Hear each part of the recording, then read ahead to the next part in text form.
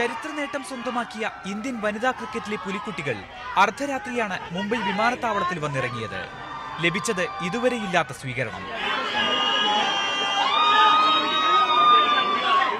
ആരാധകരുടെ പിന്തുണ ടീമിന് പുതിയ വീര്യം പകരുന്നതായി വനിതാ ടീം നായിക മിതാലി രാജ് മാതൃഭൂമി ന്യൂസിനോട് പറഞ്ഞു.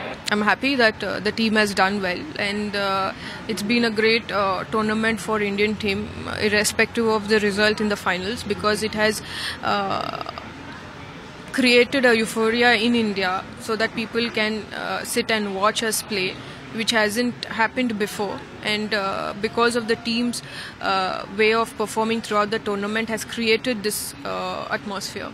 പുരുഷ ക്രിക്കറ്റ് താരങ്ങൾക്കൊപ്പം നിൽക്കുന്ന ഫിറ്റ്നസും കളിമികവുമാണ് ഇന്ത്യൻ വനിതാ ടീമിന്റേതുമെന്ന് വിജയത്തിൽ പ്രധാന പങ്കുവഹിച്ച ഫീൽഡിംഗ് കോച്ചും മലയാളിയുമായ ബിജു ജോർജ് പറഞ്ഞു. ഇവർ വളരെ കമ്മിറ്റഡ് ആണ്, ആറ്റിറ്റ്യൂഡ് നല്ലതാണ്.